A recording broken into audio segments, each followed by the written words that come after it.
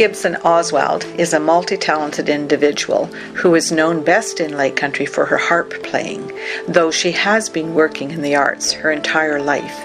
Originally a visual artist, upon her move to the Okanagan, Kate discovered a passion for the harp and has been playing professionally since 1999.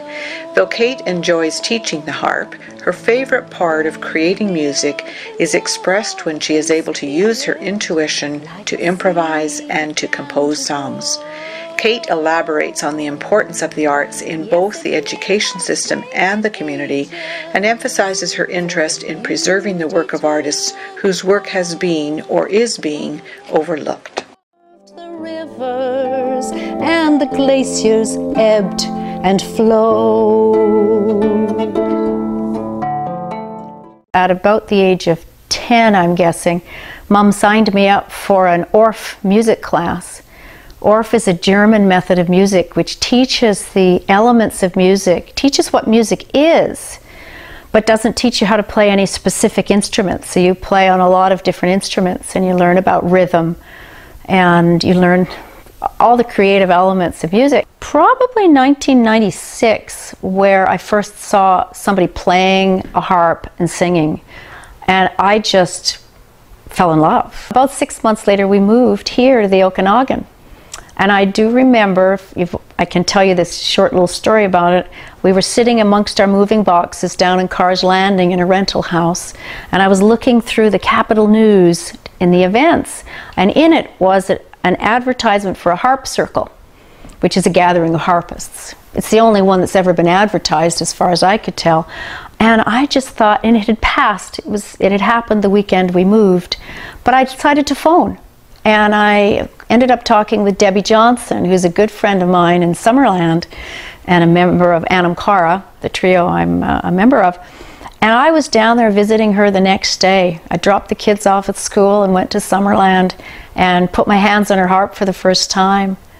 And then she told me that the harp builder lived in Oyama, that he was literally 10 minutes away. His name was Ron Wall. I bought this harp within a week of moving here to the Okanagan, and I was so crazy for it, couldn't put two hands together, that I played probably 5-6 hours a day for probably 2 years. Like, I was crazy. I'd get up in the middle of the night and play the harp, and I was playing professionally within 2 years. It was just a love at first sight and a passion at the time, and that's how I got into it here in the Okanagan.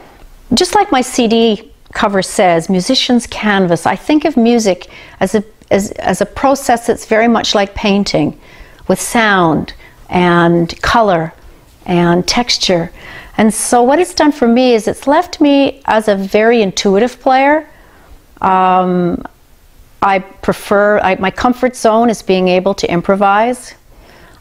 Sometimes if things go wrong in a performance, I just call it getting modern for a moment. That's my safety net. I can make up anything, anytime. It's just the way it is. And I think the Orff is what's allowed that. More recently, I was commissioned in 2007 to do a song for Wind in the Woods. That's an ensemble in Penticton for the Meadowlark Festival there. So I spent a year and composed a piece called Okanagan Yellow. It speaks about the spirit of the Okanagan and all the yellow that carries the theme through each of the seasons. So the arrowleaf balsam root flower, or the sunflower, is where it starts, and it moves through the sagebrush, the buttercups, and the sunshine all link up. When you pick up the harp, it's part of your spiritual journey, because it grows with you. And the beautiful thing about the harp is it doesn't matter what you play, it always sounds good. And I guarantee that. You cannot make a bad sound on a harp unless it's terribly out of tune. That would be the only qualifying. And so it's a very forgiving and patient instrument to learn. And it's been really fun watching people find their creative side through the harp. And I've walked that journey with quite a few people now since 1999. I took drama, I took art and I took orchestra continuously for 7 years, all at the same time, for the whole year. I mean, come on. Today, you're lucky to get, what, 8 weeks at a time of any one of them, and you have to choose. If you're in band, you can't really get art. Yes, I have a bone to pick with our government about that. Let that go on the record. Because what I got out of this experience, and those were the days when people were really valuing creativity, has lent so much to my life. And I choose to think that that's how you build strong communities, is you've got to have creative people. Without creativity, things become rote. Whether it's music or any creative pursuit, that's going to be the lifeblood that keeps hope, that keeps people, that spark in people wanting to try new things.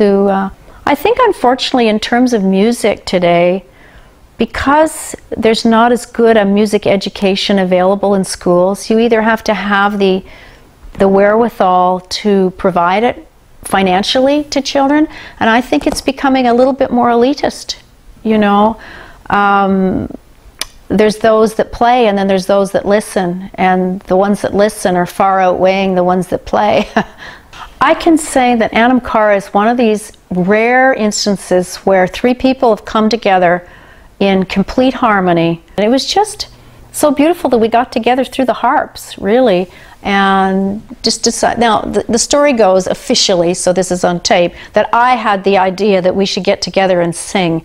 I don't remember that, but that's the official story according to Debbie and Caroline. And we did get together in 1999 or 2000, and it was like magic. We just make a really great sound, and we toured together extensively for about 8 years. We're all individually solo artists, so we might bring something to the group and then you arrange it. You figure out how you can make it work.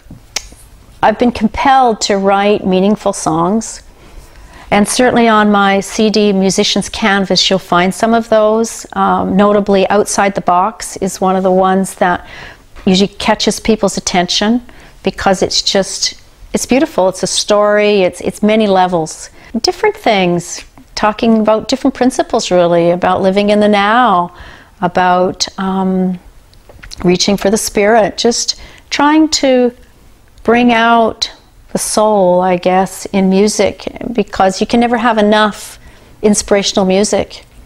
So for me, that's probably where my interests lie at the moment. I'm doing a lot of inspirational music. I had a chance, one of my good friends who had been she was a science major jock who turned into an artist in the last 3 years of high school. Now she's won awards. Like, she's a prof, Janice Ron. She's a prof at Lethbridge, and I mention her name because she's a perfect example of when you have the arts available in high school, that you can really engage people. She's a wonderful artist. I'm just very grateful that I'd like to express my gratitude for all the people that have stood up for the arts. I think it makes Lake Country a standout community, and I'm very, very grateful. So I'd just like to say thank you. Long before these mountains formed or a valley lay below,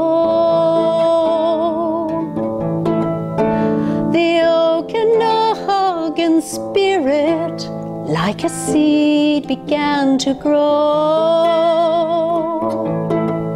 Yes, it may have taken ages for the beauty to unfold, while the water carved the rivers and the glaciers ebbed and flowed.